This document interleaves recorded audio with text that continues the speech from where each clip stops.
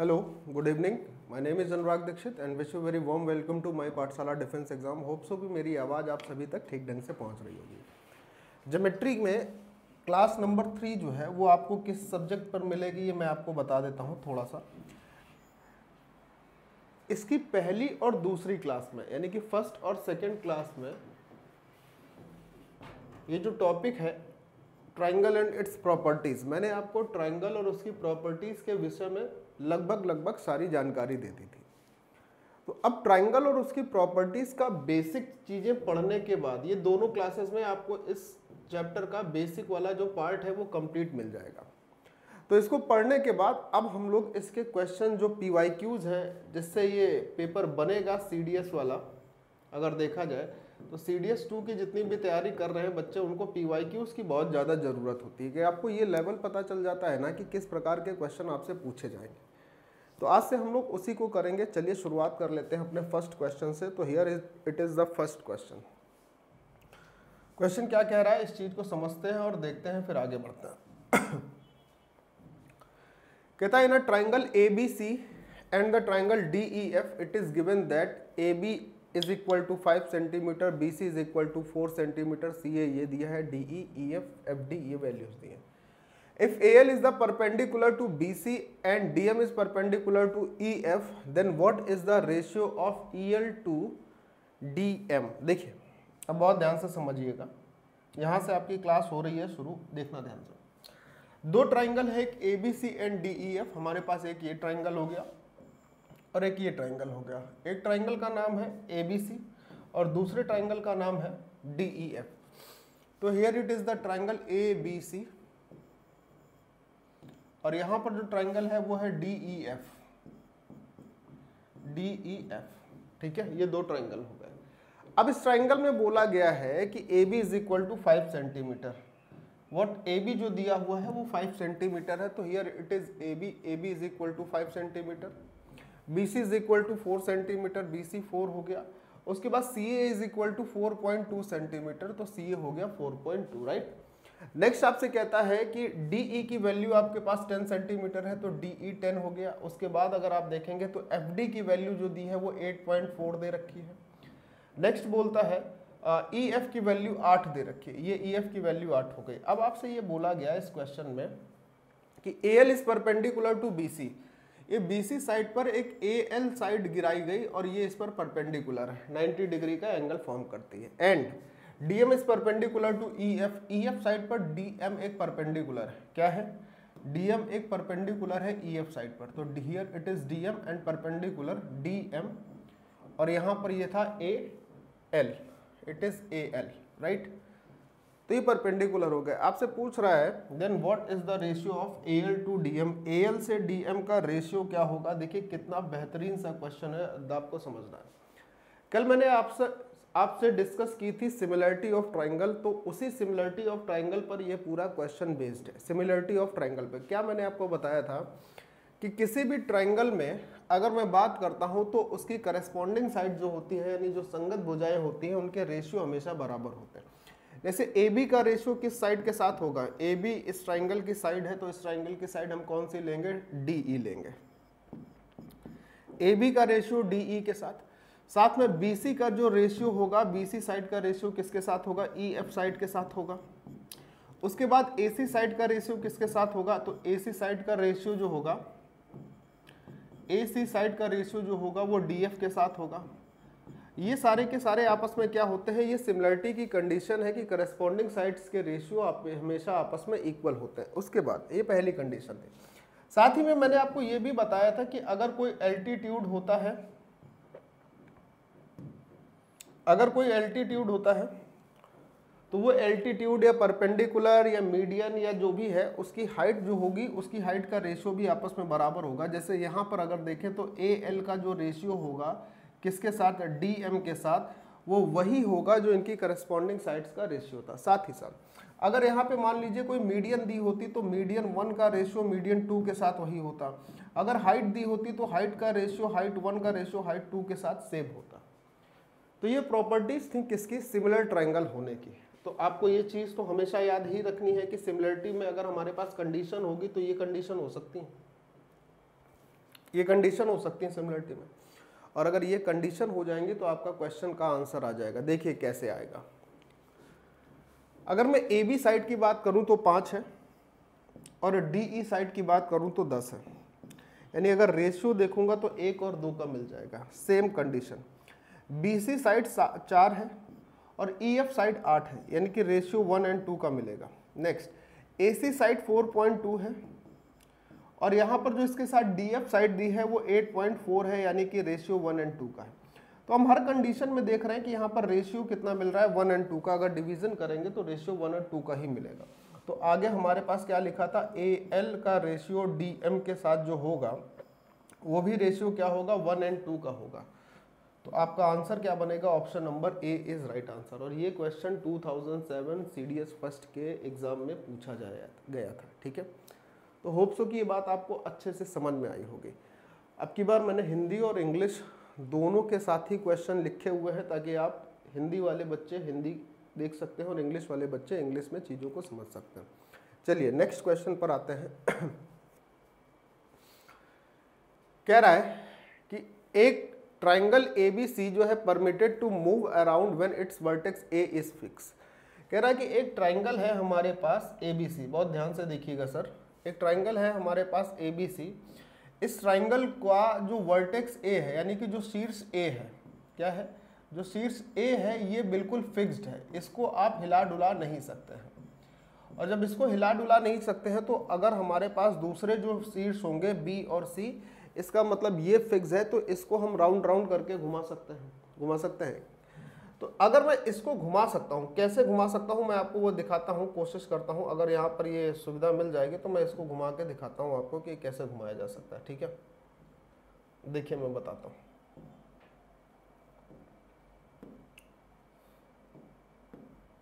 हाँ देखो कैसे घुमाया जाता है इसको फिक्स करके। इस तरीके से ए फिक्स रहेगा तो बाकी इसको आप ऐसे घुमा सकते हो, इस तरीके से घुमा सकते हो, यानी ए उसकी जगह क्या होगा, फिक्स रहेगा। ठीक है, इस तरीके से आप घुमा सकते हो। तो अगर ये घूमेगा चारों तरफ, तो घूमने के बाद जो आपसे कह रहा है what is the locus of circumcentre, इसके सरकम सेंटर यानी कि परिकेंद्र का लोकस क्या होगा। तो अगर आप इसको घुमाएंगे, बहुत ध्यान से समझिएगा, इस ये पॉइंट को फिक्स कर रहे हैं, मीन्स अगर आप इसको यहाँ पर फिक्स कर ले रहे हैं और इसको ऐसे घुमाते हैं तो ये कैसे घूमेगा, ऐसे ही तो घूमेगा, ये ऐसे ही तो घूमेगा, है ना। और जब ये ऐसे घूमेगा तो इसका मतलब ये जो पॉइंट फिक्स है ना, तो इसका लोकस कहाँ होगा, लोकस तो बनेगा सेंटर ऑफ द सर्किल पर ना। ये जो पार्ट होगा ये किस पे जाएगा, ये जाएगा सर्किल पर ना।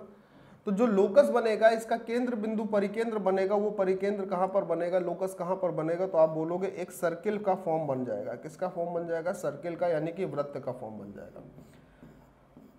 और लोकस का मतलब क्या होता है, लोकस का मतलब होता है मेन बिंदु, पॉइंट, जहां से वो चीज मूव कर रही है, मेन पॉइंट। ठीक है, आप ऐसे समझ सकते हो, मेन पॉइंट कह सकते हो,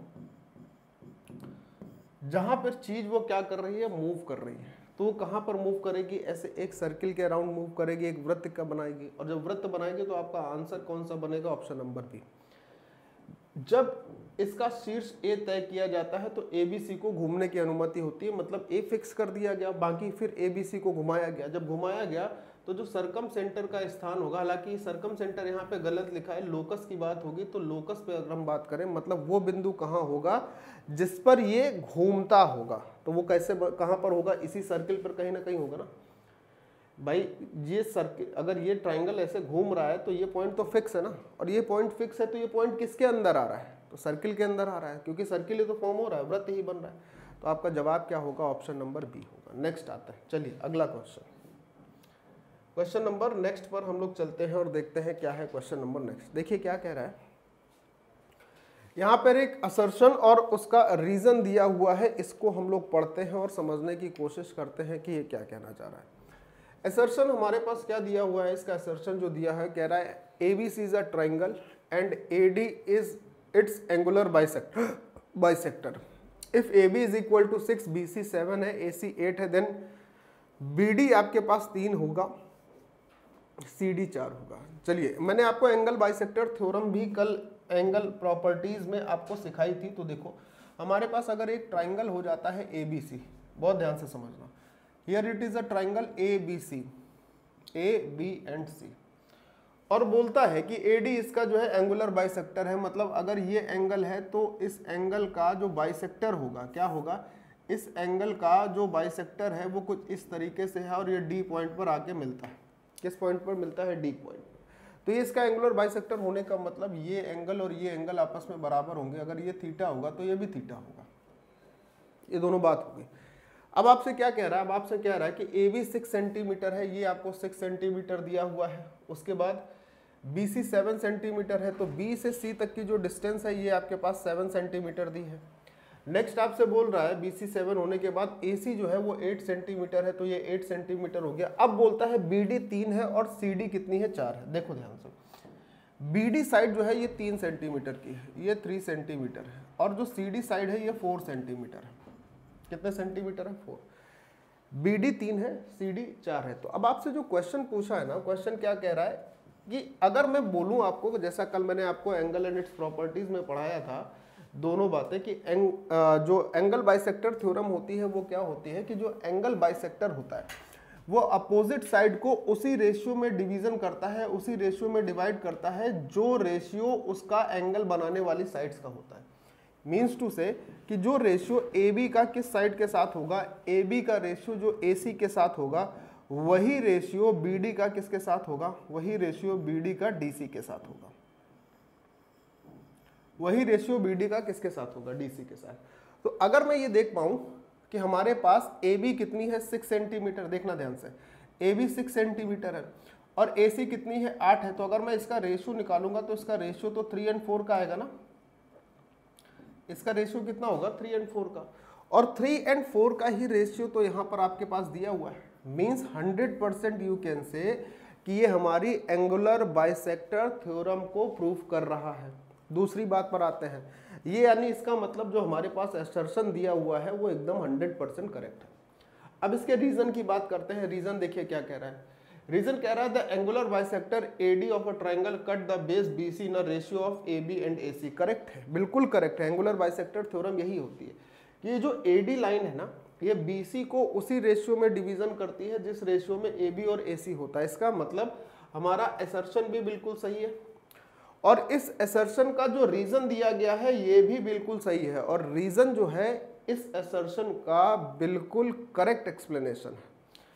तो both A and R individually true and R is correct explanation of A. बिल्कुल करेक्ट है कि दोनों सही भी हैं और जो रीजन है वो असर्शन का करेक्ट एक्सप्लेनेशन है। Means option A will be the right answer of this question number 3 of today's class. आज की क्लास के इस प्रश्न संख्या 3 के लिए ऑप्शन नंबर ए जो है वो बिल्कुल सत्य आंसर है। क्या कहती है पब्लिक? ठीक है, चलो नेक्स्ट क्वेश्चन पर आते हैं। अगला सवाल देखते हैं क्या है, क्या हो गया इसमें।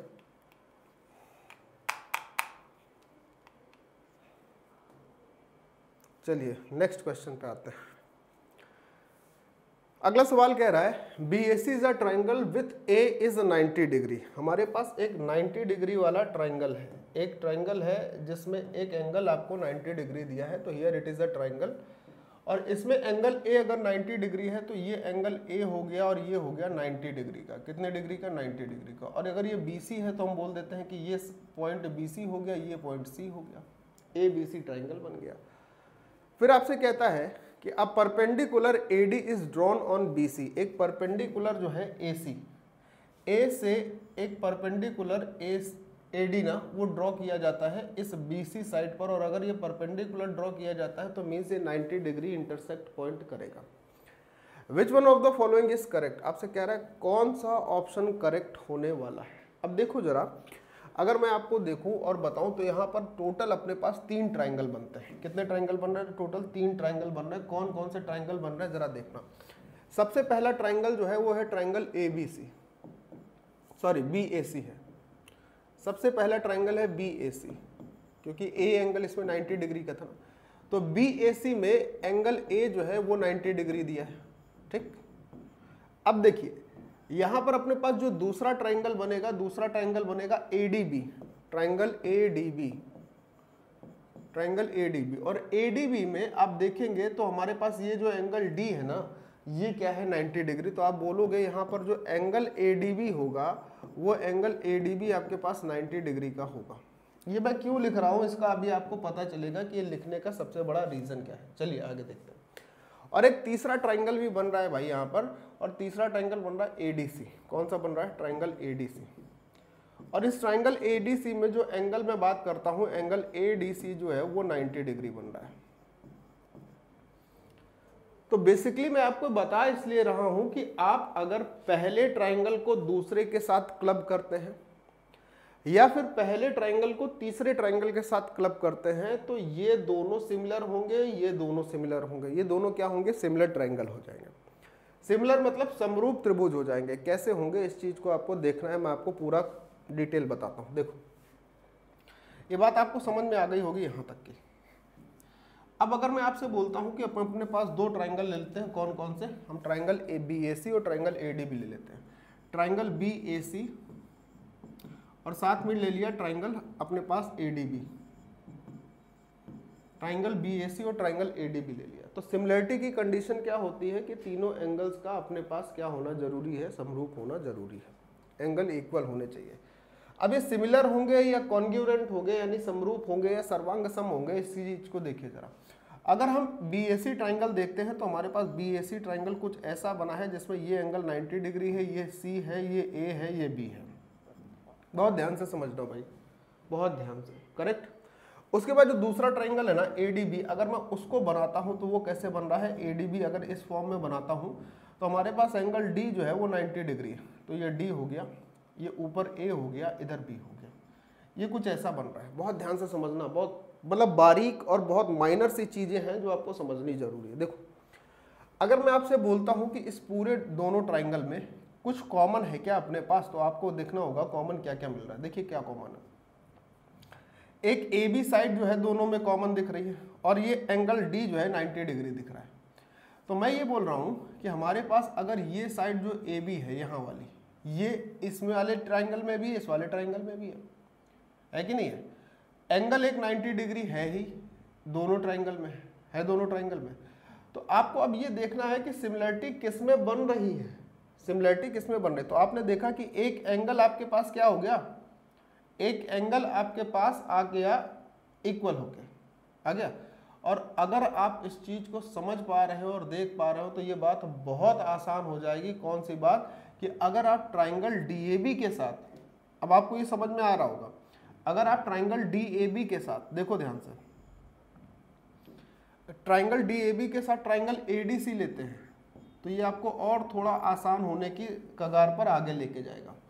ट्राइंगल ADC अगर ले लेते हैं तो यहाँ पर ट्राइंगल ADC कुछ ऐसे ही बनेगा जिसमें ये एंगल D होगा, ऊपर वाला एंगल अगर हम देखेंगे तो ये C होगा और ये वाला एंगल A होगा, ऐसे। तो आप क्या देख पाओगे कि भाई हमारे पास ये एंगल दोनों जो है 90 डिग्री हो गया, मतलब ये वाला एंगल भी 90 डिग्री है, ये वाला एंगल भी 90 डिग्री। बहुत ध्यान से समझना, दोनों है 90। ये वाली साइड कॉमन है, ये वाली साइड कैसी है? कॉमन है। अब एक एंगल एक साइड कॉमन हो गई तो 101% आप कह सकते हो कि ये दोनों ट्राइंगल कैसे होने वाले हैं, ये दोनों ट्राइंगल हो जाएंगे सिमिलर। कैसे हो जाएंगे? तो आप देखो कि ट्राइंगल DAC और ट्राइंगल DBA ये सिमिलर होंगे। तीनों ट्राइंगल ABC, DBA और ADC सिमिलर होंगे। जैसा कि मैंने आपको पहले ही बताया था कि ये तीनों ट्राइंगल में एक एंगल 90 डिग्री आ रहा तो होंगे तो तीनों सिमिलर। लेकिन अगर बाय चांस, ये मैं आपको बता इसलिए रहा हूं कि अगर ये ऑप्शन आपको एग्जाम में नहीं दिया होता तब आप किसको सिमिलर करते? इन दोनों ट्राइंगल्स को सिमिलर करते। अगर ये दिया है तो आप किसको सिमिलर करोगे? आप बोलोगे कि सर ये तीनों ही ट्राइंगल आपस में सिमिलर है, क्योंकि ये सबसे मोस्ट रिलेवेंट आंसर होने वाला है इस क्वेश्चन का, कि हमारे पास ये बड़ा ट्राइंगल साथ में ये दोनों छोटे ट्राइंगल आपस में क्या होने वाले हैं? सिमिलर होंगे, समरूप होंगे। ठीक है, क्लियर है? तो here is the answer option number C and this is the question of 2007 CDS second. ये CDS सेकेंड का क्वेश्चन था। तो आप देख रहे हैं कि एंगल और उसकी प्रॉपर्टीज से जो क्वेश्चन पूछे जाते हैं वो हूबहू वही क्वेश्चन होंगे जो मैंने आपको फर्स्ट 2 क्लासेस में YouTube पर अभ्यास बैच में बिल्कुल फ्री ऑफ कॉस्ट ये ट्राइंगल और उसकी प्रॉपर्टीज के विषय में बता रखा है। तो जिन बच्चों ने अभी तक इसको नहीं देखा है प्लीज आप देखिए उन 2 फर्स्ट क्लासेस को जिसमें आपको ट्राइंगल और उसकी प्रॉपर्टीज से लगभग आने वाले सारे क्वेश्चन मिलेंगे, ठीक है, एंड विद फुल डिटेल। चलिए नेक्स्ट क्वेश्चन पर चलते हैं। Here it is your next question. क्या है? In a given figure Q R is parallel to A B. कह रहा है क्यू आर साइड जो है वो ए बी के पैरेलल है। ये क्यू आर भुजा जो है वो ए बी साइड के पैरेलल है, समांतर है। अब एक चीज को आपको समझना है कि अगर Q R side A B के समांतर है, पैरेलल है, तो ये वाला जो एंगल होगा वो इसके बराबर होगा, ये वाला एंगल इसके बराबर होगा, और ये एंगल अगर तीनों में, दोनों ट्राइंगल में कॉमन है, तो मैं इतनी बात से ये कह सकता हूं कि जो ट्राइंगल पी क्यू आर होगा, कौन सा triangle? Triangle P Q are जो होगा वो ट्राइंगल ए बी सी के सिमिलर होगा ट्राइंगल ए बी सी के। ये तो कंफर्म होके कहा जा सकता है कि triangle P Q R is similar to triangle A B C, ठीक। अब अगर ये दोनों ट्राइंगल सिमिलर हो गए, समरूप हो गए, तो समरूप त्रिभुज का प्रॉपर्टी क्या होती है कि संगत भुजाओं के रेशियो बराबर होते हैं। तो अगर इसकी साइड में लेता हूं पी क्यू, पहले ये बात आप समझ लीजिए, पी क्यू की साइड किसके साथ ली जाएगी? पी ए के साथ। यहां पर पी आर की साइड पी बी के साथ, इनके रेशियो जो होंगे पी आर की साइड पी बी के साथ, और तीसरी साइड जो क्यू आर होगी वो किसके साथ? ए बी के साथ। Q R side A B के साथ ये क्या होंगी? ये सिमिलर होंगी, यानी कि इनके रेशियो जो होंगे वो इक्वल होंगे, अनुपात क्या होंगे? बराबर होंगे, क्योंकि ये करस्पॉन्डिंग साइड्स है, ठीक। अब आगे पढ़ते हैं। What is the number of distinct pair of similar triangle? तो सिमिलर ट्राइंगल के कितने पेयर होंगे? आपसे एक लाइन और बढ़ा दी गई है, बोला गया है ये पहले, और डी आर जो है वो क्यूबी के पैरेलल है, डी आर क्यूबी के पैरेलल है। तो आपको एक सिमिलर ट्राइंगल का तो पेयर दिख गया कि ये दोनों सिमिलर होंगे, ये तो दिख गया होगा ना, जिसमें मैंने आपको ये बता दिया कि कौन सी साइड का रेशियो, कौन सी करस्पॉन्डिंग साइड्स का रेशियो इक्वल होने वाला। अब देखो दूसरी कंडीशन क्या कह रहा है भाई? दूसरी कंडीशन यो है कि ये कह रहा है कि डी आर जो है वो क्यूबी के पैरेलल है। ये डी आर साइड जो है, ये वाली साइड, ये क्यूबी साइड के पैरेलल है, इसके पैरेलल है। तो डी आर साइड अगर क्यूबी साइड के पैरेलल है, तो हम ये जानेंगे कि हमारे पास ये जो एंगल बनेगा, यो वाला एंगल, ये इसके इक्वल होगा। यहाँ पर ये जो एंगल बनेगा ये इसके इक्वल होगा, और तीसरा वाला एंगल जो पी है ना, ये तो दोनों में कॉमन ही है। ये किसमें कॉमन है? दोनों में कॉमन है, तो ये तो इक्वल होगा ना। तो अगर मैं बोलूं कि हमारे पास दो ट्राइंगल अगर देखूं मैं, कौन कौन से? पी डी आर, एक ट्राइंगल हो गया पी डी आर, और दूसरा ट्राइंगल हो गया पी क्यू बी। अगर इसमें सिमिलरिटी देखी जाए तो ये दोनों भी सिमिलर होंगे, और अगर ये दोनों सिमिलर होंगे तो इनकी अगर करस्पॉन्डिंग साइड देख ले तो किसके साथ देखेंगे? जो पी डी साइड होगी ये पी क्यू साइड के, पी डी साइड का रेशियो पी क्यू साइड के, पी से आर तक के साइड का रेशियो पी बी के साथ, पी से आर तक की साइड का रेशियो पी बी के साथ, ये इक्वल होगा। और डी आर साइड का रेशियो क्यूबी के साथ, डी आर साइड का जो रेशियो होगा वो क्यूबी के साथ इक्वल होगा, ये इक्वल होगा। तो एक पेयर ट्राइंगल आपको ऊपर मिला था, एक पेयर ट्राइंगल आपको नीचे मिल गया है।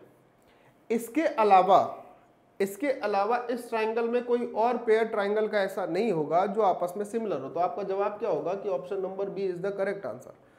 Only two pair of a similar triangle are in this question, अगर आपके पास ये कंडीशन दी है। ये पूछ रहा ना समान त्रिभुजों के अलग अलग युग्मों की संख्या क्या होगी, तो आप बोलोगे समान त्रिभुज के अलग अलग युग्मों की संख्या होने वाली है 2। कितनी होगी? 2। और ये भी क्वेश्चन सीडीएस 2007 उसका ही है। क्लियर? Question number next. चलिए अगले सवाल पर हम लोग बढ़ते हैं। क्या है अपना अगला सवाल? क्वेश्चन नंबर नेक्स्ट, ठीक है। चलिए here it is your question number next. कहता है in a given figure above, एक हमारे पास ये डायग्राम दे रखा है, फिगर दे रखा है, इसमें कह रहा है BC is parallel to DE, BC side जो है वो DE के पैरेलल है, ठीक है। DE और BC का रेशियो 3 and 5 दे रखा है, ये 3 है, ये 5 है। What is the ratio of the area of ABC and area of DEA? कल ही सिमिलर ट्राइंगल की प्रॉपर्टीज में मैंने आपको ये बात सिखाई थी। क्या है देखो जरा, अगर मैं देख रहा हूं कि ये साइड जो है इस साइड के पैरेलल हो गई, समांतर हो गई, तो ये वाला एंगल इस एंगल के बराबर होएगा, ये वाला एंगल इस एंगल के बराबर होएगा, और ये एंगल अगर दोनों ही ट्राइंगल में कॉमन है तो ये तो बराबर रहेगा ही। कौन से दोनों ट्राइंगल? एक ट्राइंगल ADE और दूसरा ट्राइंगल कौन सा होगा? ADE। एक ट्राइंगल हो गया ADE और दूसरा ट्राइंगल हो गया ABC। तो ट्राइंगल ABC के क्या होगा? इक्वल होगा, सिमिलर होगा। ये दोनों अगर सिमिलर हो गए तो इनकी करस्पॉन्डिंग साइड्स का रेशियो इक्वल होना चाहिए ना। सिमिलर ट्राइंगल की प्रॉपर्टीज क्या होती है? करस्पॉन्डिंग साइड का रेशियो इक्वल होता है। और अगर बात उसके एरिया की जाए यानी कि क्षेत्रफल की जाए तो कल मैंने आपको इसकी प्रॉपर्टी क्या बताई थी कि किसी भी सिमिलर ट्राइंगल में जो एरिया होता है, जैसे अब यहाँ पर आपसे किसका किसका एरिया पूछ रहा है? ABC का एरिया DE के साथ। बहुत ध्यान से सुनो। तो आप ऊपर क्या लिखोगे? ऊपर लिखोगे एरिया ऑफ ABC और नीचे आएगा ट्राइंगल ABC और नीचे आएगा एरिया ऑफ ट्राइंगल DEE यानी कि DEA। तो अगर ऐसी बात होगी ना, एरिया की बात होगी, तो ट्राइंगल्स के एरिया, सिमिलर ट्राइंगल्स के एरिया क्या होते हैं? करस्पॉन्डिंग साइड के रेशियो के स्क्वायर के बराबर। अब AB साइड की अगर करस्पॉन्डिंग साइड लूंगा मैं ABC ट्राइंगल की, तो AB साइड होगी AB, A से B तक। अगर इसकी साइड AB ले रहे हैं तो इसकी साइड क्या होगी? AD लेंगे। इसके स्क्वायर रेशियो का जो स्क्वायर होगा, इसके रेशियो का जो स्क्वायर होगा।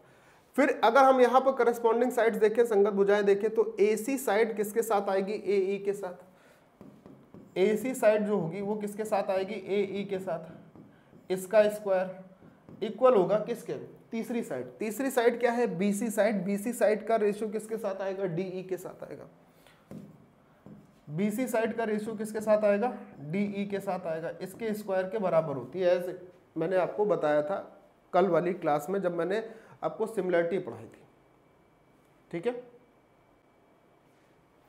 तो अब अगर इसी को हम देख लें तो हमारे पास तो हमारा सोल्यूशन मिल जाएगा। क्यों मिल जाएगा भाई सोल्यूशन? क्योंकि DE का रेशियो BC के साथ दिया है। DE का रेशियो जो है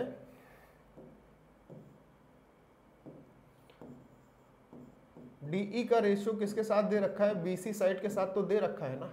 DE का रेशियो BC साइड के साथ क्या दे रखा है? 3 और 5 का। कहने का मतलब अगर ये 3 के रेशियो में है तो ये 5 के रेशियो में है। तो बस यही वैल्यू तो यहाँ पुट ऑन करनी है। पुट ऑन करके हमें इन दोनों के एरिया को निकालना है। अब समझो किसका किसका एरिया निकालना था? ABC का DEA से निकालना। तो बस वैल्यू रखनी है। तो एरिया ऑफ ट्राइंगल ABC क्या होगा? एरिया ऑफ ट्राइंगल ABC क्या होगा? वो होगा 5 के स्क्वायर के फॉर्म में। और अगर नीचे देखें तो एरिया ऑफ ट्राइंगल ADE क्या होगा? एरिया ऑफ ट्राइंगल ADE क्या होगा? वो इसकी करस्पॉन्डिंग साइड जो है 3, वो 3 के रेशियो में होगा। तो 5 का रेशियो क्या मिलेगा? 25 और 3 का रेशियो क्या मिलेगा? 9। यानी कि इनके एरिया के रेशियो क्या होंगे? 25 एंड 9। ये ऑप्शन नंबर डी आपके साथ करेक्ट आंसर की तरफ जाएगा। किसके साथ जाएगा? ऑप्शन नंबर डी के साथ। अच्छा, ये बात मैंने आपको कल भी बताई थी, मैंने आज भी बता ली, तो इसको नोट जरूर कर लीजिएगा। जितने भी बच्चे आज जुड़ रहे हैं नए, जिन्होंने कल वाली दोनों क्लास बेसिक जो नहीं देखी हैं ज्योमेट्री की, जिसमें मैंने ट्राइंगल और उसकी प्रॉपर्टीज़ के विषय में बता रखा है, वो इससे पहले की, जैसे आज ये 3rd क्लास है तो इससे पहले मैंने 2 क्लासेस दी हैं जो इसके बेसिक प्रॉपर्टीज़ को एक्सप्लेन करने की, बेसिक प्रॉपर्टीज़ को एक्सप्लेन करने के लिए बताई है। उन दोनों क्लासेस को आपको देखना है 101%। तो ये सारी चीज़ें जो है ये आपको बड़ी क्लियर होती चलेगी। ठीक है, चलिए अगले क्वेश्चन पर आते हैं। नेक्स्ट क्वेश्चन हमारे पास क्या दिया है ट्राइंगल एंड इट्स प्रॉपर्टीज से, ये है अपना नेक्स्ट क्वेश्चन।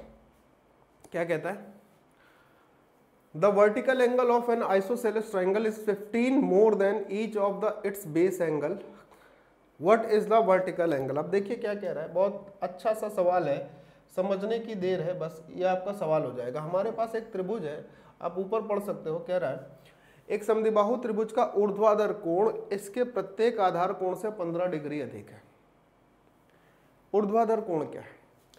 तो अगर ये एक आइसोसेलेस ट्राइंगल है, अगर मान लिया मैंने बोल दिया कि ABC है, एक समद्विबाहु त्रिभुज है, और ये जो ऊर्ध्वाधर कोण है, जो वर्टिकल एंगल है, ध्यान से सुनना, ये आधार कोण से, तो अगर ये दोनों साइड इक्वल होंगी तभी तो हम ये बोलेंगे कि ये समद्विबाहु त्रिभुज है। तो अगर ये एंगल थीटा होगा तो ये एंगल थीटा होगा। अब ये बोल रहा है कि ये जो वर्टिकल एंगल है ये इन दोनों एंगल से 15 डिग्री अधिक है, मीन्स ये एंगल क्या होगा, ये एंगल 15 डिग्री ज्यादा होगा, तो थीटा प्लस 15 होगा ना। कितना होगा, थीटा प्लस 15। अब ये पूछा जा रहा है कि आपसे कि ऊर्ध्वाधर कोण क्या है, मीन्स ये एंगल क्या है। ट्राइंगल के तीनों कोणों का जो सम होता है वो 180 डिग्री होता है, एज वी नो, है ना। The sum of the all angle of a triangle, sum of all angles of a triangle, all angles of triangle क्या होता है, 180 डिग्री होता है। तो मैं ये बोल सकता हूँ कि हमारे पास ये थीटा प्लस ये थीटा और प्लस ये थीटा प्लस 15, थीटा प्लस 15, इन तीनों का जो सम होगा वो 180 डिग्री होना चाहिए। तो अगर ये 180 डिग्री होना चाहिए तो theta plus theta plus theta यानी कि 3 थीटा, और 180 में से अगर हम 15 माइनस कर देंगे तो 165 होगा, और थीटा से अगर इसको डिवाइड करेंगे तो 3 पचे 15 और 3 पचे 15, यानी थीटा की वैल्यू कितनी आ जाएगी, 55। अब अगर थीटा की वैल्यू 55 आ गई तो ये एंगल हमसे पूछा था, यानी कि 55 प्लस 15, 55 प्लस 15, तो ये जो ऊर्ध्वाधर कोण है ये कितने डिग्री का हो जाएगा, 70 डिग्री का हो जाएगा। Option number D correct answer बनेगा। कौन सा बन जाएगा, ऑप्शन नंबर डी जो है वो इस क्वेश्चन का बिल्कुल करेक्ट आंसर बन जाएगा। यस और नो, ठीक है। 2007 CDS सेकेंड, क्लियर है। नेक्स्ट क्वेश्चन पर आते हैं, अगले सवाल पर आते हैं। देखिए क्या है question number next. Hope so कि आप सभी को ये समझ में आ रहा होगा। तो कमेंट बॉक्स में एक बार कमेंट से जरूर बता दिया करिए, जो लोग बाद में देखते हो या पहले देखते हो, प्लीज एक बार कमेंट बॉक्स में जरूर कमेंट से बता दिया करिए कि इस क्लास से आपको कितना फायदा मिल रहा है। और अगर ये आपको लगता है कि फायदा मिल रहा है तो please do like, share and subscribe the video and subscribe the channel. Like and share the video and subscribe the channel. This is my humble request to all of you. एक विनम्र निवेदन है मेरा इस प्रकार का, ठीक है। चलिए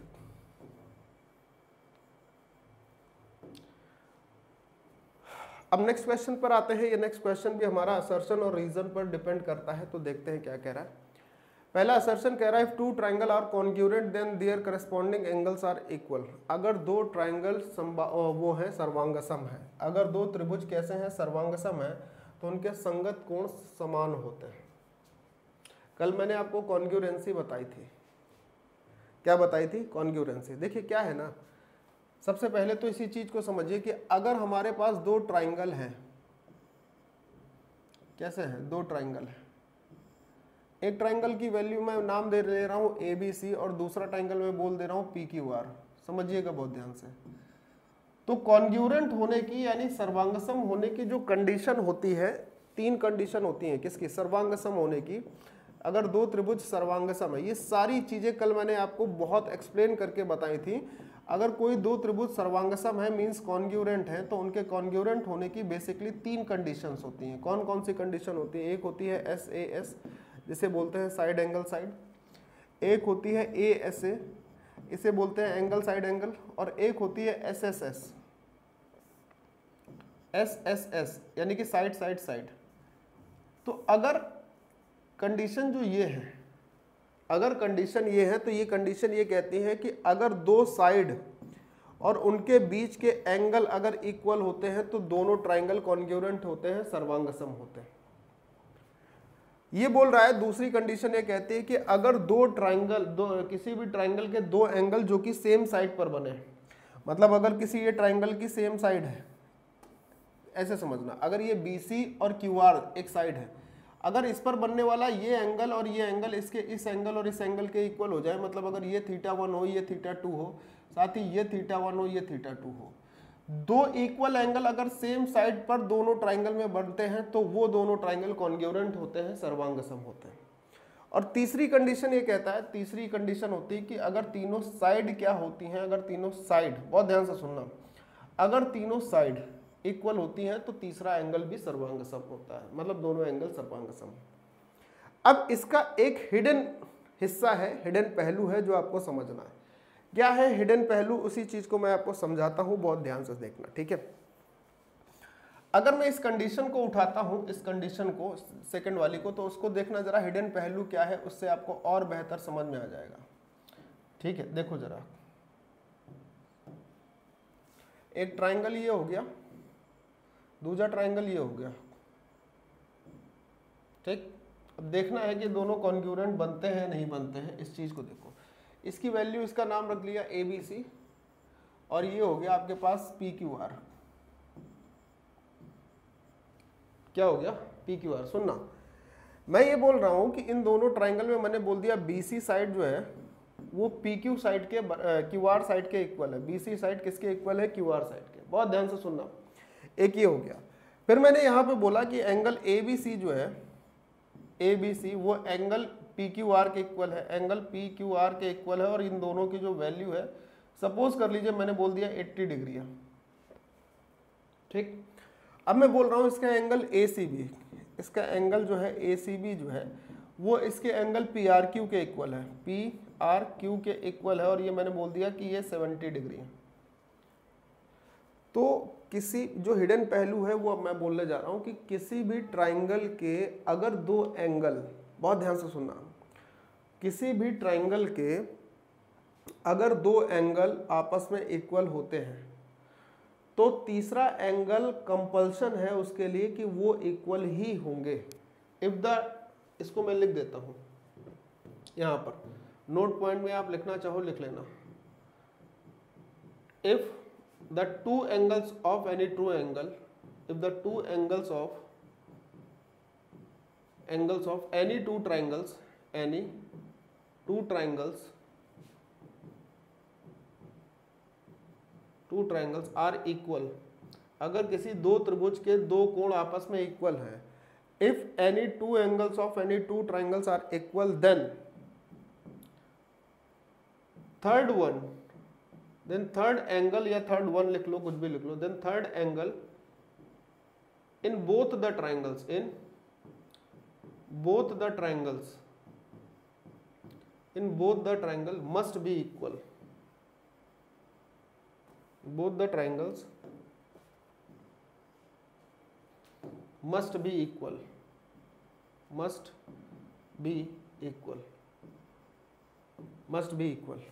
ये आपका एक इंपॉर्टेंट सेक्शन है जिसको आपको समझना है, इंपॉर्टेंट सेक्शन है। यदि किसी त्रिभुज के दो कोण आपस में बराबर होते हैं तो तीसरे का आपस में बराबर होना मजबूरी है। क्यों है उसको देखो जरा। जैसे ये एंगल आपको बोला 80 डिग्री, ये एंगल भी 80 डिग्री, दोनों इक्वल है।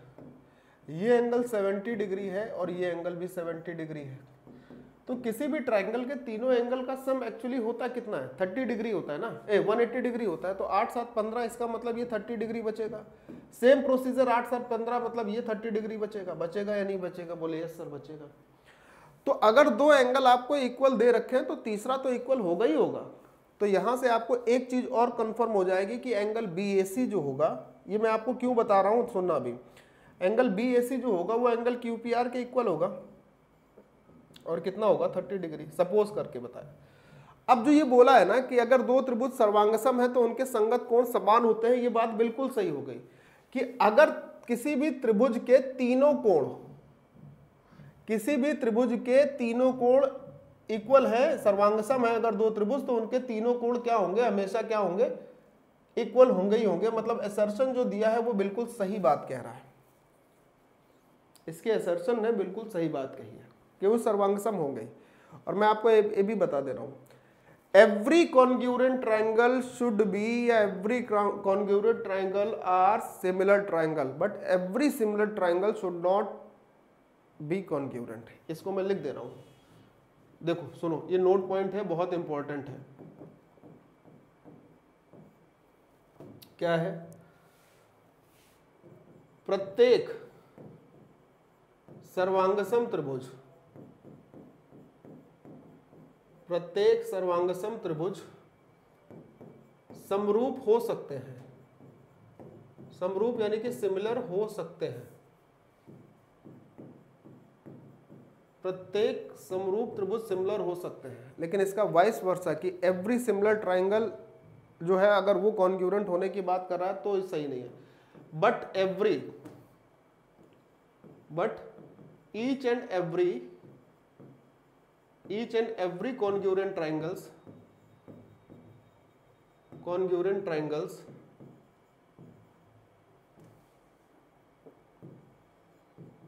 Congruent triangle must not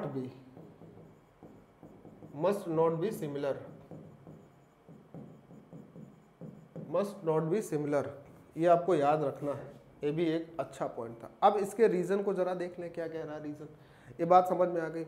reason ये कह रहा है कि two congruent triangle have the same area, दो सर्वांगसम त्रिभुज का क्षेत्रफल हमेशा बराबर होता है।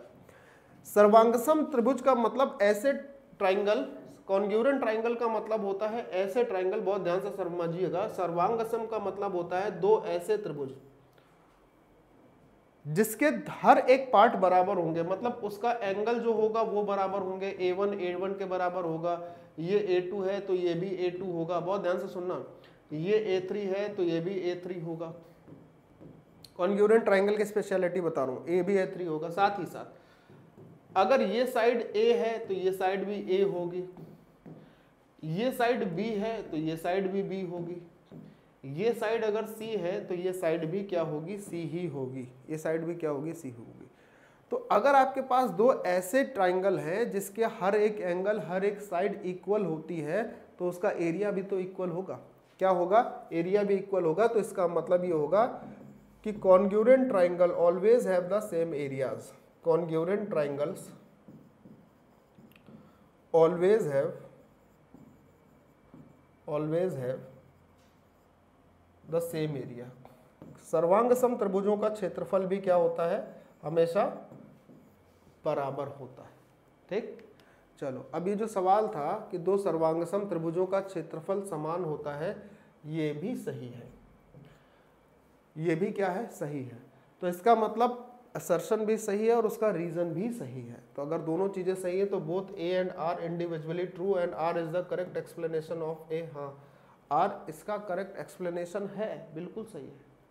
लेकिन अगर R इसका करेक्ट एक्सप्लेनेशन है कि संगत कोण समान होते हैं, तो आप ये बोलोगे कि ये सही तो है दोनों, लेकिन ये जो बात बोली गई ना, दो सर्वांगसम त्रिभुजों के क्षेत्रफल समान होते हैं, ये बात इसको करेक्ट नहीं साबित करती। ये हैं दोनों करेक्ट और इसके करेक्ट होने का रीजन ये होता है, लेकिन दो सर्वांगसम त्रिभुजों के क्षेत्रफल समान है, ये इसको जस्टिफाई नहीं कर रहा है। तो आप क्या बोलोगे कि हैं तो दोनों करेक्ट, कि both A and R individually true, but हाँ ये वाला सही होगा, but R is not the correct explanation of A। R A का करेक्ट एक्सप्लेनेशन नहीं है, दोनों सही है। ठीक, तो आंसर क्या बनेगा भाई। इस चीज को जब ऐसे क्वेश्चन आया करे ना, तो देखा बड़े आराम से करिए, समझा बहुत आराम से करिए। ठीक है, चलिए नेक्स्ट क्वेश्चन पर चलते हैं, अगले सवाल पर आते हैं। तो अपना अगला क्वेश्चन क्या है भाई, चल जा, चलो देखते हैं इससे।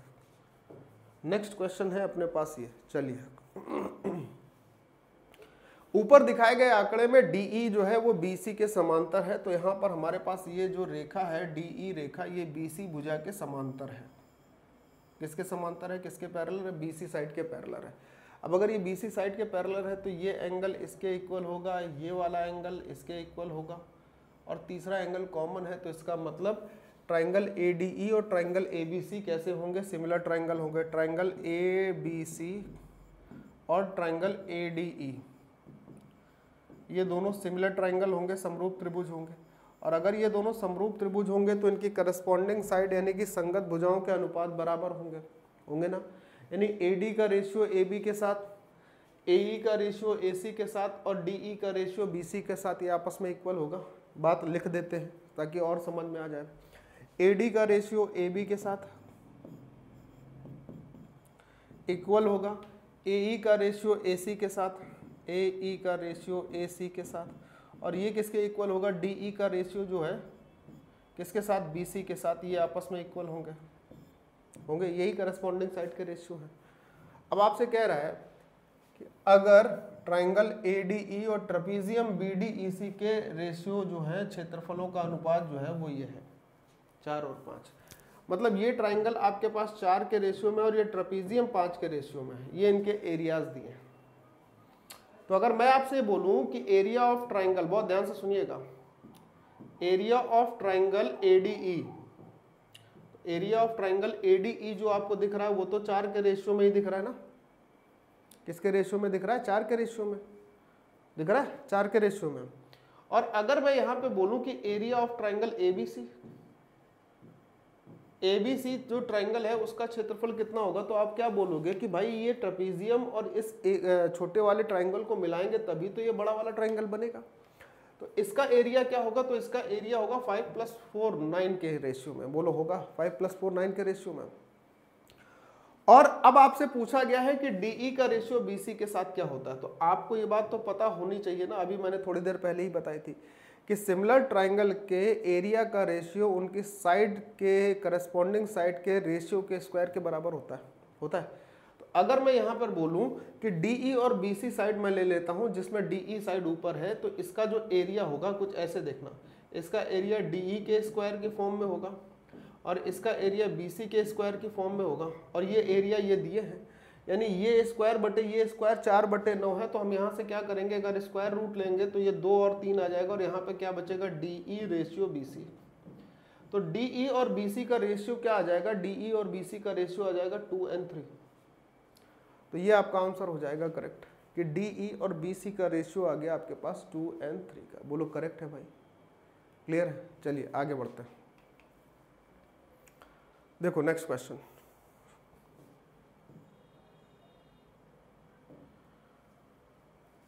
Consider the following statements. निम्नलिखित कथनों पर विचार करना है और कथनों पर विचार करके आपको बताना है कि which one is the correct, इनमें से कौन सा कथन सही है। ये देखो लिखा है ना, ये लिखा हुआ है कौन सा कथन सही है, ये आपको जवाब देना है कि कौन सा कथन सही होगा। ठीक है, चलिए कथन क्या कहते हैं, कंसीडर जो फॉलोइंग स्टेटमेंट है वो क्या कह रहा है कि ट्राइंगल कैन बी कंस्ट्रक्टेड, एक त्रिभुज का निर्माण किया जा सकता है यदि 2 sides and the including angles are given.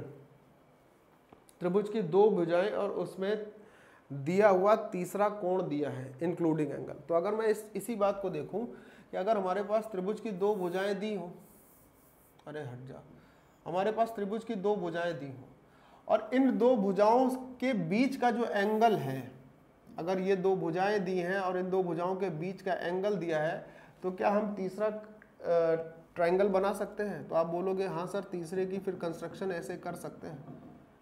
ये है आपका पहला स्टेटमेंट। समझने की कोशिश करना कि स्टेटमेंट आपसे कह क्या रहा है कि 2 ट्राइंगल और 2 साइड्स और उसके बीच का अगर एंगल थीटा दिया हो तो क्या हम कोई ट्राइंगल कंस्ट्रक्ट कर सकते हैं, कोई त्रिभुज बना सकते हैं क्या, ये पहला स्टेटमेंट कह रहा है। दूसरा स्टेटमेंट क्या कह रहा है, 3 एंगल्स आर गिवन। अगर सिर्फ 3 कोण ही दिए हो, क्या दिए हो, 3 कोण ही दिए हो, कि एक कोण 90 डिग्री का दिया हो, एक कोण 60 डिग्री का दिया हो और एक कोण 30 डिग्री का दिया हो, मान लो ये एंगल थी। तो 90 डिग्री का एंगल बनाने के लिए ऐसे बनता है, 60 डिग्री का अगर मुझे एंगल बनाना है तो यहाँ से 60 एंगल लेंगे, ऐसे चाप लगा देंगे, 30 बनाना है तो बना लेंगे। ये दूसरा स्टेटमेंट है। तीसरा क्या कह रहा है कि अगर 2 एंगल और including sides are given the है, कि अगर 2 कोण दिए हैं और उनकी तीसरी साइड दी है तो हम क्या कर सकते हैं। देखो अगर 2 एंगल दिए हो, मान लो 90 और 60 एंगल दिया हो, सिर्फ 90 और 60, और 90 और 60 देने के साथ साथ इंक्लूडिंग साइड्स, जो इनकी साइड्स है ना वो दी हो, कि हमने एक 90 बनाने वाली साइड्स ये ले ली और 60 बनाने वाली साइड ये ले ली, तो आप क्या बोलोगे कि अगर हमारे पास, सबसे पहले स्टेटमेंट पर आते हैं कि हमारे पास 2 साइड और उनके बीच का एंगल दिया है, तो हम इसको अगर मिला देंगे तो हमारे पास एक ट्राइंगल कंस्ट्रक्ट हो जाएगा। बिल्कुल सही है कि हमारे पास एक ट्राइंगल कंस्ट्रक्ट हो जाएगा। स्टेटमेंट नंबर फर्स्ट जो है वो बिल्कुल करेक्ट हो गया। तीसरा, अगर हमारे पास तीनों एंगल दिए हैं तो तीनों एंगल को कंपास और पेंसिल की सहायता से हम एक ट्राइंगल का कंस्ट्रक्शन कर सकते हैं, तो दूसरा स्टेटमेंट भी बिल्कुल सही है। तीसरा कि अगर हमारे पास 2 एंगल और उनकी एंगल को बनाने वाली गिवन साइड दी है तो भी हम किसका निर्माण कर सकते हैं, ट्राइंगल का। मतलब all of these are correct, कि अगर ये कोई भी कंडीशन दी है तो उस तीनों ही कंडीशन में से भी किसी भी कंडीशन से हम क्या कर सकते हैं, हम एक ट्राइंगल का कंस्ट्रक्शन कर सकते हैं, त्रिभुज का निर्माण कर सकते हैं। तो ये रहा आप अपना अगला क्वेश्चन। कहता है AB, EF and CD are parallel lines if EG is equal to 5 centimetre, GC 10 है, AB 15 है, DC 18 है, then what is the value of C। ये 3 समांतर रेखाएं हैं AB, EF और CD। देखिए AB, EF और CD, यही तो है।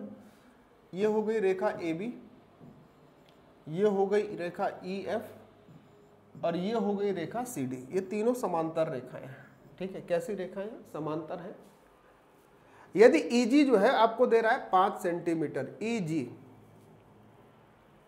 EG तो इसमें है ही नहीं लग रहा है ना। EG 5 सेंटीमीटर है, तो G तक की दूरी, अच्छा इसमें होगा। फिर उसके बाद कह रहा है कि GC 10 सेंटीमीटर है, AB 15 है और DC 18 है। अगर मैं इसी को मिला लेता हूं तो ये बोल रहा है, अगर मैं यहाँ पे देखता हूं तो AB जो है वो आपके पास 15 सेंटीमीटर की लाइन है। चलो इसको मिला लेता हूं, तो इसको मैं किसी और भी तरीके से तो बना सकता हूं ना। देखो मैं कैसे बनाता हूं, जरा इसको समझना है। ऐसे अगर ये नहीं बन रही तो इसको मैं किसी और तरीके से बनाता हूं और फिर देखता हूं जो वैल्यू पूछी जा रही है क्या होगी। AB आपके पास 15 है और CD आपके पास 18 है, ठीक है। तो मैंने बोला कि AB अपने पास ये 15 हो गई और CD हमारे पास ये 18 हो गई। ये दोनों क्या है? पैरेलल लाइन है। और यहां से एक ऐसे सीधी लाइन मिला के इनको लिख लेते हैं। तो ये हो गई मान लीजिए CD और इसकी वैल्यू हो गई 18, ठीक। कितनी हो गई? 18। फिर उसके बाद AB है 15, तो मैंने एक लाइन यहां से यहां तक ऐसे मिला दी, इसको मैंने बोल दिया AB। ये हो गई मान लीजिए 15 सेंटीमीटर, 15 सेंटीमीटर, ठीक है।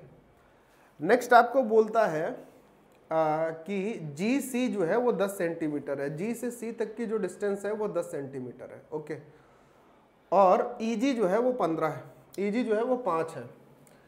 G से C तक और E से G तक, तो अगर मैं इस पॉइंट को बोल देता हूं GC 10, तो अगर मैं बोल दूं GC 10 है तो G से C तक की जो डिस्टेंस हो जाएगी वो 10 हो जाएगी, ठीक है। GC अगर मैंने बोल दिया कि ये 10 है, देखना ध्यान से, अगर मैंने बोल दिया कि GC कितनी है? 10 है और EG 5 है।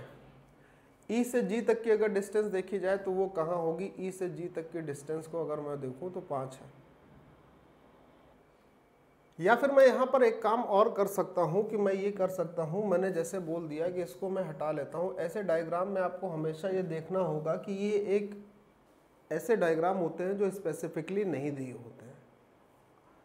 2008 CDS फर्स्ट, ऐसे डायग्राम, ऐसे क्वेश्चन में जो चीज़ें होती है बिल्कुल स्पेसिफिक नहीं दी होती है, तो आपको कई बार ये हो सकता है कि जब आप डायग्राम बना रहे हो तो डायग्राम में कंडीशंस जो दी हैं उसको सेटिस्फाई कराने में आपको एक या 2 बार डायग्राम बनाने की जरूरत पड़े, ठीक है। चलिए देखते हैं। अब अगर मैं ये बोल देता हूँ कि मैं यहाँ से एक लाइन जो है ना, इस लाइन को मैंने बोल दिया, सपोज करिए कि EF लाइन है। ये मैंने बोला कि ये लाइन जो है वो EF है। ये E पॉइंट मैं ले लेता हूँ, यहाँ मैंने पॉइंट ले लिया अगर E और इसको बोल दिया F, ठीक है। E और F, ठीक है, EF। अब उसके बाद अगर मैं देखूं तो हमारे पास EG जो है वो 5 सेंटीमीटर है, ठीक है। EG 5 सेंटीमीटर है, तो अगर मैं इसको ऐसे मिला दूं और इसको यहाँ से मिला दूं तो एक ये पॉइंट हमको मिल जाएगा G, और ये अपने पास हो जाएगा मान लीजिए 5 सेंटीमीटर, ठीक है। और GC जो है वो 10 सेंटीमीटर है। G से C तक की जो डिस्टेंस है ये आपके पास 10 सेंटीमीटर की दी है। GC डिस्टेंस 10 सेंटीमीटर है, ठीक है। अब मैं क्या बोल रहा हूँ? मैं बोल रहा हूँ कि इसी लाइन को मैं आगे बढ़ाकर इस AB में मिला देता हूँ। तो इसी लाइन को मैंने क्या किया, पकड़ा यहाँ पर और इसको मिलाकर आगे बढ़ा दिया AB पर, ठीक है। किस पे बढ़ा दिया? AB पर। और यहाँ पर मैं एक काम और करता हूँ कि A और B की पोजीशन को मैं चेंज कर लेता हूँ। मैंने यहाँ पर आपके पास A कर लिया और इसको मैंने B बोल दिया, ठीक है। इसको मैंने क्या बोल दिया? B बोल दिया। अब जरा कंडीशन सेटिस्फाई कर लेते हैं कि AB, EF और CD ये पैरेलल हो गई, ठीक है। EG अपने पास 5 सेंटीमीटर हो गई, GC जो है वो अपने पास 10 हो गई, AB 15 हो गई और CD 18 हो गई। अब AC की वैल्यू पूछ रहा है, ये पूरी वैल्यू पूछ रहा है, इसका मतलब अब अपने पास सारी कंडीशन सेटिस्फाइड हो गई हैं, तो अब हम इसकी वैल्यूज को निकाल सकते हैं। देखिए कैसे निकालते हैं, इस चीज को अब ध्यान से समझना है, ठीक है।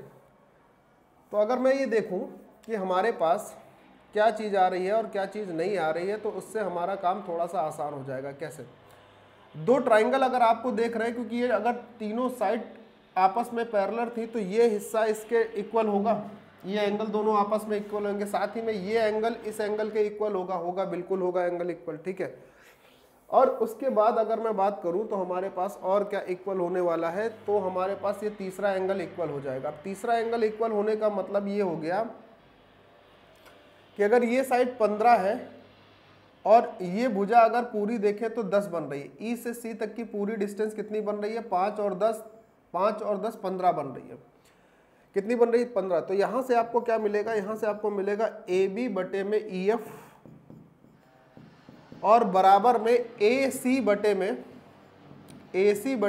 ई सी, ए सी अपॉन ई सी मिलेगा, ठीक है। क्या मिल जाएगा? ए सी अपॉन ई सी। और अगर मैं तीसरा पॉइंट देखूं तो एक मिल जाएगा बी से सी तक की डिस्टेंस बराबर होगी एफ से सी तक की डिस्टेंस। तो बी से सी तक की डिस्टेंस जो होगी एफ से सी तक की डिस्टेंस के बराबर होगी। ये कौन से दो ट्राइंगल की बात कर रहे हैं? ट्राइंगल सी ए बी में या सी बी ए में, ट्राइंगल सी बी ए, ये एक अच्छा क्वेश्चन है। ट्राइंगल सी बी ए और कौन से triangle? Triangle C F E में, सी एफ ई में। ये दो ट्राइंगल है, क्योंकि ये दोनों कैसे हो जाएंगे? सिमिलर ट्राइंगल होंगे, और सिमिलर ट्राइंगल में उनकी करस्पॉन्डिंग साइड्स का जो रेशियो होता है वो इक्वल होता है। तो ये बात यहाँ तक आ गई। अब अगर हमें कुछ और पॉइंट मिल जाए ना तो अपना काम आसान हो जाएगा। देखिए जरा और पॉइंट कैसे मिल सकते हैं, इस चीज को देख लेते हैं, ठीक है। अब देखिए दो ट्राइंगल आपको और देखते हैं और उसको बहुत ध्यान से समझते हैं। एक ट्राइंगल हमारे पास ये वाले ट्राइंगल को अगर मैं देखूं और एक ये वाले ट्राइंगल को अगर मैं देखूं, इस ट्राइंगल को देखने से फायदा ये होगा कि हमारे पास ईएफ लाइन जो है सीडी लाइन के पैरेलल है, दिया हुआ था कि ईएफ लाइन सीडी के पैरेलल है, समांतर है। तो अगर ये दोनों समांतर है तो इसका ये एंगल जो होगा इसके इस एंगल के इक्वल होगा, क्योंकि ये शीर्षाभिमुख कोण है, अपोजिट एंगल है। इसका ये वाला जो एंगल होगा इसके इस एंगल के इक्वल होगा। क्यों होगा? क्योंकि ये अल्टरनेट एंगल है, एकांतर कोण है। और सेम सिमिलरली इसका ये वाला एंगल इसके इस एंगल के बराबर होगा, ये भी अल्टरनेट एंगल है। तो इसका मतलब ये ट्राइंगल और ये ट्राइंगल भी आपस में सिमिलर हो गए। कौन कौन से? ट्राइंगल जी ई एफ, देखना ध्यान से, ट्राइंगल जी ई एफ और ट्राइंगल कौन सा? Triangle G D C, triangle G D C. ये दोनों ट्राइंगल भी क्या हो जाएंगे? सिमिलर हो जाएंगे। और सिमिलर ट्राइंगल की फिर से करस्पॉन्डिंग साइड्स के रेशियो क्या होते हैं? आपस में इक्वल होते हैं। तो अगर मैं देखूं इसकी ये वाली साइड जो कि जी से ई तक की है, जी से ई तक की साइड किसके बराबर होगी? इस वाले ट्राइंगल की जी सी साइड के बराबर होगी जी सी साइड के, जी सी साइड के से रेशियो बराबर। इस ट्राइंगल की ये साइड ई एफ किसके रेशियो के साथ ली जाएगी? सी डी के रेशियो के साथ। तो यहां से हमारे पास थोड़ा सा काम आसान हो जाएगा। वो काम कैसे आसान हो जाएगा जरा देखना। जी ई साइड कितनी दी है? जी से ई तक की साइड, ये साइड दी है 5, तो हमने लिखा 5। और ये कितना दिया है? ये दिया है 10, ये आपको सवाल में दिया था। 5 और 10 का रेशियो 1 और 2 का आएगा। उसके बाद अगर यहां से ई एफ साइड देखें जो आपको निकालनी है, ई एफ साइड निकालनी है, और ये वाली साइड आपके पास 18 दी है। तो 5 दूनी 10, 2 9 में 18, यानी ई एफ की वैल्यू आपके पास 9 आ जाएगी। और अगर ई एफ की वैल्यू 9 आ गई तो अब तो सवाल खत्म हो गया ना भाई। कैसे सवाल खत्म हो गया? इस चीज को देखो, यहाँ पर हम वैल्यू पे बात करते हैं और यहाँ पर रखते हैं, ठीक है। अपने पास ई से एफ तक की डिस्टेंस कितनी आ गई है? 9। देखो ए बी की डिस्टेंस कितनी है? 15, तो 15 बटे 9 बराबर में हमें किसकी वैल्यू चाहिए थी? ए सी की ये पूरी वैल्यू चाहिए। तो ए सी वाले साइड को लेते हैं, ए सी की वैल्यू चाहिए। और यहाँ पर ई सी की वैल्यू आपके पास दी है कितनी? 5 और 10 15। ई सी की वैल्यू कितनी दी है? 15 दी है 15। बोलो यस और नो। तो 15 गुणे 15 225, 225 को 9 से डिवाइड करोगे तो 25 9 में 225 आ जाएगा। यानी ए सी बराबर आपके पास आएगा 15 गुणे 15 बटे में 9। और 15 गुणे 15 बटे में 9 का मतलब 25 हो जाएगी। यानी AC जो ये साइड है AC वो कितनी हो जाएगी? 25 हो जाएगी। ऑप्शन सी आपका करेक्ट आंसर होगा। सी होगा करेक्ट आंसर, लेकिन लिखा ये बी पर है। तो करेक्ट आंसर क्या बना? Option C. और मैं इस सवाल को बोलूंगा क्वेश्चन ऑफ द डे। क्या बोलूंगा? Question of the day. This is a very good quality question. बहुत बढ़िया क्वेश्चन है, मजेदार क्वेश्चन है, जबरदस्त क्वेश्चन है। मतलब इसको जिंदाबाद क्वेश्चन कह सकते हो कि ये CDS में पूछा गया one of the best question. बहुत शानदार जबरदस्त क्वेश्चन है, लेकिन लगा सिर्फ सिमिलरिटी ही है। ट्राइंगल की सिमिलरिटी वाली प्रॉपर्टी से ही ये क्वेश्चन हुआ है केवल, ठीक। चलो नेक्स्ट क्वेश्चन पर आते हैं। ये है आपका अगला क्वेश्चन। देखिए एक ट्राइंगल दिया गया है, इस ट्राइंगल में कहता है कि जो है क्या बोला गया है कि ए बी पैरेलल है पी क्यू के, ए बी भुजा जो है यहां पर दिए गए त्रिभुज में A B P Q A P, ये कुछ रेशियो अलग ही दिया हुआ है क्या? नहीं, एपी की वैल्यू सी दी है और अच्छा यहाँ पर ये डंडा नहीं लगा है कि ए बी जो है वो पी क्यू के समांतर है, ऐसे आप देख लो कि ए बी जो है किसके समांतर है? पी क्यू के समांतर है। मतलब हमारे पास ये एंगल इसके इक्वल होगा, ये वाला एंगल इसके इक्वल होगा, तो ये दोनों ट्राइंगल हो जाएंगे समरूप। कौन कौन से? एक ट्राइंगल हो जाएगा आपके पास C Q P, triangle C Q P, और ये समरूप होगा कौन से ट्राइंगल के? ट्राइंगल ए बी सी के। और ये अगर समरूप हो गया तो समरूप त्रिभुज यानी कि सिमिलर ट्रायंगल में संगत भुजाओं का रेशियो इक्वल होता है। तो अगर मैं BC साइड लेता हूं तो BC साइड में इसकी QC साइड लेंगे, फिर अगर यहाँ पर AC साइड ली तो इसकी कौन सी साइड ली जाएगी? PC साइड ली जाएगी। और अगर यहाँ पर हमने AB साइड ली है इसकी, तो यहाँ पर कौन सी साइड लेंगे? PQ साइड लेंगे। ये हो गई इनकी सिमिलर साइड यानी कि करस्पॉन्डिंग साइड्स के रेशियो, राइट। अब आगे देखिए क्या कहता है, आगे कह रहा है कि अगर AP is equal to C दिया है, AP की वैल्यू C दी है, AP आपको C वैल्यू में दे रहा है, फिर उसके बाद कहता है कि PC की वैल्यू B दे रखी है, ये वैल्यू B दे रखी है, ठीक है। PQ की वैल्यू A दे रखी है, P से Q की वैल्यू A दे रखी है, चलो ये भी ठीक है। AB की वैल्यू X दे रखी है, AB की वैल्यू X दे रखी है, ये भी ठीक है। आपसे कह रहा है what is the value of X, X की वैल्यू क्या होगी? ये तो बड़ा सरल हो गया भाई कि अगर मैं AB वाले को देखूं, AB वाले को, तो AB कितना दिया है यहाँ पे देखना, AB X दिया है, साथ में अगर PQ देखूं तो PQ आपके पास स्मॉल a दिया है बराबर। उसके बाद ACU देखो, AC को A से C तक की अगर पूरी डिस्टेंस देखो तो C प्लस B है, A से C तक की पूरी डिस्टेंस क्या है? C plus B। अपॉन में PC देखिए तो PC दिया है B। अब X की ही तो वैल्यू पूछ रहा था, X की वैल्यू निकालना कौन सा कठिन काम है? क्रॉस मल्टीप्लाई कर लेंगे तो यहाँ पर आ जाएगा XB इज इक्वल टू अपने पास A मल्टीप्लाई में C plus B, A multiply में C प्लस बी। और यहाँ पर अगर X की वैल्यू चाहिए तो क्या हो जाएगा? A अपॉन बी और ब्रैकेट में C plus B, C plus B, ये हो जाएगी वैल्यू। अब इसको कैसे लिख सकते हो, कैसे कर सकते हो, उसको अगर देखें हम तो अंदर मल्टीप्लाई करेंगे तो इसको AC अपॉन बी लिख सकते हैं, यहाँ पर अंदर मल्टीप्लाई करेंगे तो AB अपॉन बी लिख सकते हैं। तो ये B से B कैंसिल हो जाएगा, यानी X की वैल्यू क्या बन जाएगी? A plus AC upon B. तो A plus AC upon B कहाँ लिखा है? Option sorry, A plus AC upon B कहाँ लिखा है? ऑप्शन नंबर डी में ही तो लिखा है। तो ये आपका आंसर हो जाएगा। ये भी सिमिलरिटी पे ही बेस्ड क्वेश्चन है और ठीक क्वेश्चन है, अच्छा क्वेश्चन है, मैं इसको भी ये कहूँगा, ठीक है। चलो भाई, अब आज के लिए आपका जो ये क्वेश्चन है ना, ये क्वेश्चन जिसमें आपको ऑप्शन नंबर डी शायद नहीं दिख रहा है, मैं थोड़ा सा और ऊपर करता हूं ताकि अब आपको ये क्वेश्चन जो ऑप्शन नंबर डी है ये आसानी से दिख जाए। ये आज का आपका जो क्वेश्चन है, अगर मैं बोलूँगा कि ये आज आप लोगों को होमवर्क से करके मुझे कमेंट बॉक्स में सभी बच्चों को आंसर देना है, जो अभी देखेंगे लाइव या जो बाद में देखेंगे रिकॉर्डेड सेशन, वो अगर आप देखेंगे तो इस क्वेश्चन का answer on the basis of triangle and its properties, जो कि ज्योमेट्री का एक बेहतरीन पार्ट है। किसका बेहतरीन पार्ट है? ज्योमेट्री का एक अच्छा भाग है।